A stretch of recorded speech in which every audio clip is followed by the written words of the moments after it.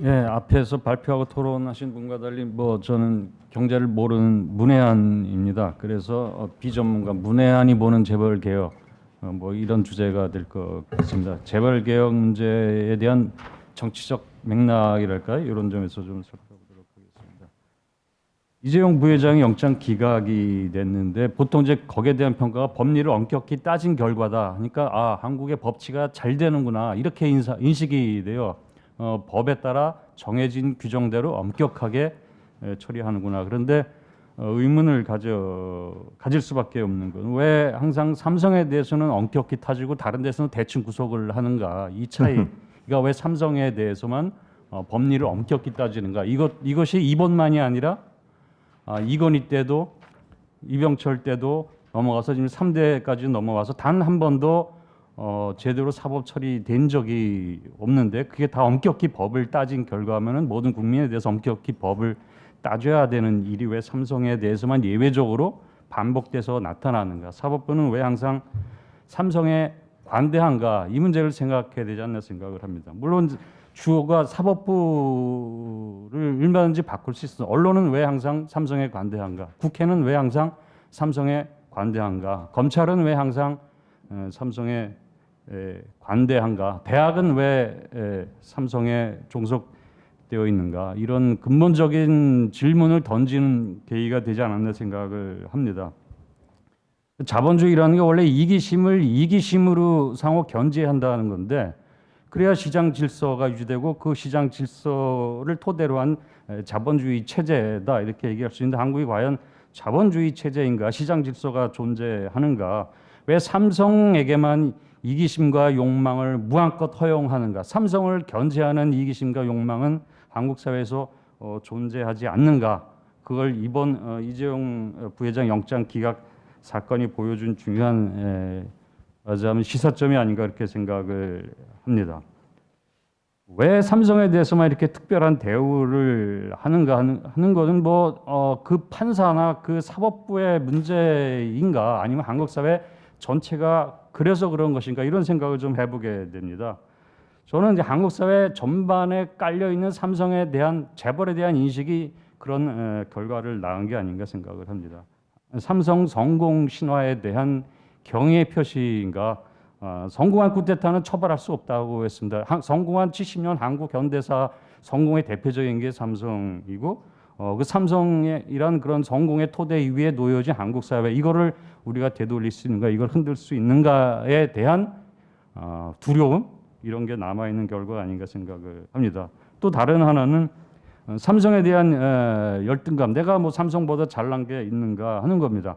김영삼 정부 때로 돌아가면은 김영삼 정부의 공무원들을 누가 교육시켰냐면 공무원 교육원이 아니고 삼성에 나와서 공무원들을 다 교육을 시켰습니다. 그 교육을 받은 공무원들이 지금 삼성에 대한 어떤 인식을 갖고 있을까 생각을 해보게 되는 것 같습니다.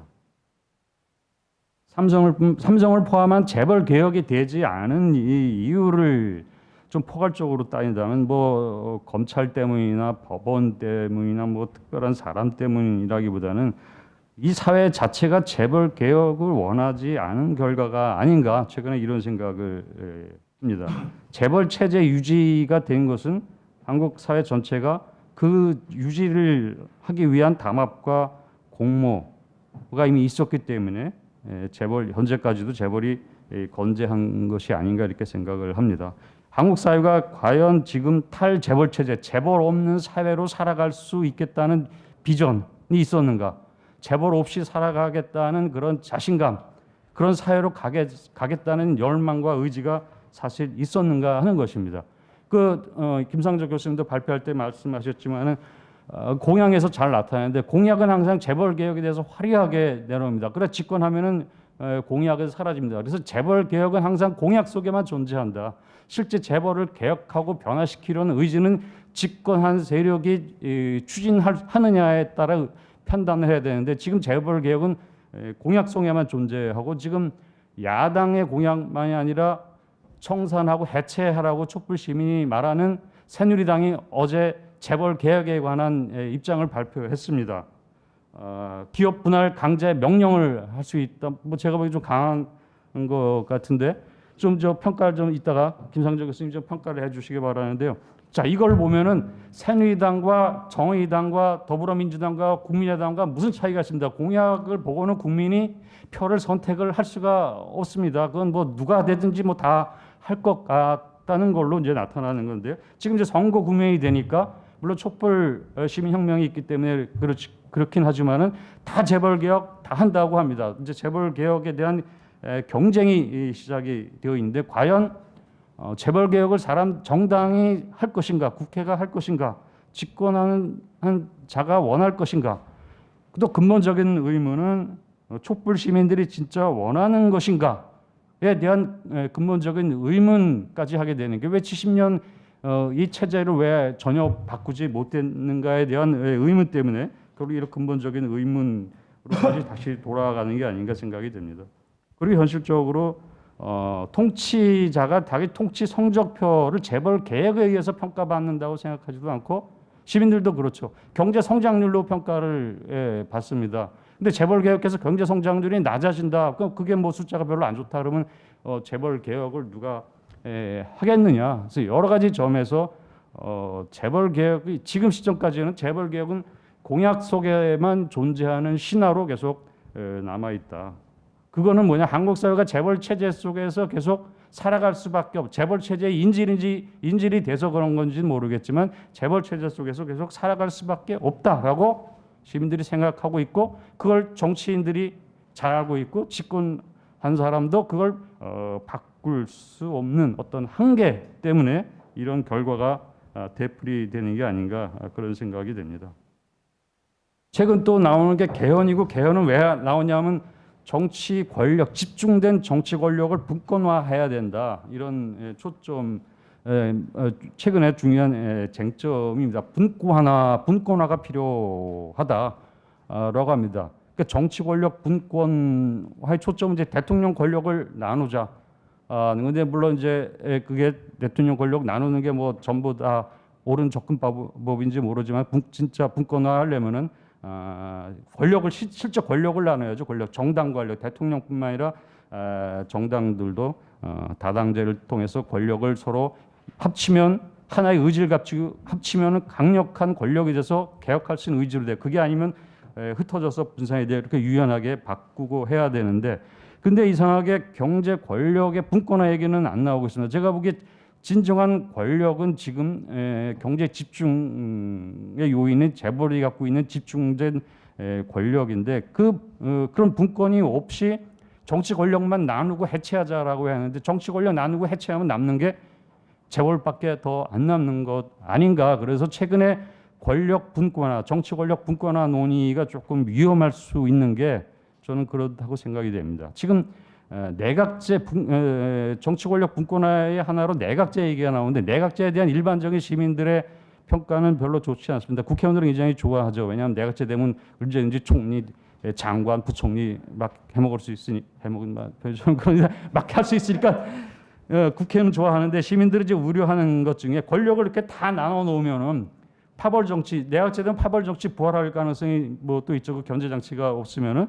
그러면은 재벌들이 뒤에서 파벌 통제하고 그 돈으로 정경유착 진짜 보이지 않는 정경유착이 되면은 이거 어떻게 되느냐에 대한 우려 때문에 그런 것 같습니다. 그래서 진정한 분권이 되려면은 대통령 권력 나누고 정치 분권만이 아니라 가장 중요한 권력 중에 권력이라고 할 수 있는 경제 권력의 분권화가 같이 돼야지 진정한 분권화 논의가 가능한 게 아닌가 그렇게 생각을 합니다. 정치 권력은 그래도 교체됩니다. 나뉘기도 하고 경쟁하다가 지금 패배하고 바뀌고 다시 만들어지고 이런 영통 속에 있는데 재벌은 여태까지 한 번도 교체된 적도 없고 분화된 적도 없고 오직 세습되기만 하고 대통령 그래도 탄핵할 수 있는데 재벌 탄핵할 수도 없습니다. 그래서 이 권력으로서의 재벌에 대한 생각을 우리가 좀 가져야 된다. 진정한 분권을 하자면 재벌을 개혁하고 해체가 되어 있는데 그것 없는 분권화가 진짜 민주주의인가 우리의 삶을 개선시키는 분권화인가 그런 생각을 하게 됩니다. 그래서 저는 재벌 체제가 민주주의 관점에서 보면은 지금 민주화 30년인데 민주주의에 가깝지는 않다. 과도 체제라고 좀 러시아는 올리가르히라고 합니다. 정치 권력과 소수 재벌이 합쳐서 지배하는 사회가 러시아 사회인데 한국도 그 정도는 아니지만 비슷하다. 재벌 중심의 이 과도 체제다. 이걸 민주화하고 이걸 분권화하지 않는 분권화 논의는 공허한 게 아닌가 그런 생각이 됩니다. 그러니까 촛불 시민 혁명에서 안진걸 처장이 말씀하셨지만은 이제 재벌계 의지가 강하다라고 했는데 제가 보기에도 과거의 욕구하고 분명히 시민들의 욕구는 달라진 것 같습니다. 그런데 이게 과연 시민들이 실제 재벌 개혁을 하려고 할 때 그만둬 경제 망쳐 우리 살기 어려워져 이런 쪽으로 변할지 정말 사람들이 재벌 없는 사회로 가고자 하는 재벌 없는 사회로 더 전환기의 일시로 나타날 수 있는 불안과 이런 고통 아무래도 개혁이라는 건 고통이 따르게 말입니다. 그걸 견디면서도 변화시키겠다는 의지인지 전혀 새로운 것인지 아니면 잠시 기분 한풀이로 분출하는 것인지 이 촛불 시민의 의지의 평가가 사실 앞으로 재벌 개혁을 평가하는 데 있어서 굉장히 중요한 게 아닌가 그렇게 생각이 됩니다. 그래서 재벌 개혁이 공론에 머물지 않는 진정한 권력 분산으로 가는 길을 생각해야 되고 그런 점에서 지금 다음 정부가 진짜 재벌 개혁을 할 것인가 저는 아직 여전히 반이고 사람들이 재벌 없이 사는 사회로 가기 위한 고통과 불편을 견딜 수 있을 각오가 있을 때만이 좀 가능한 게 아닌가 이렇게 좀 생각을 해봅니다. 예, 이상입니다. 예. 지금 토론.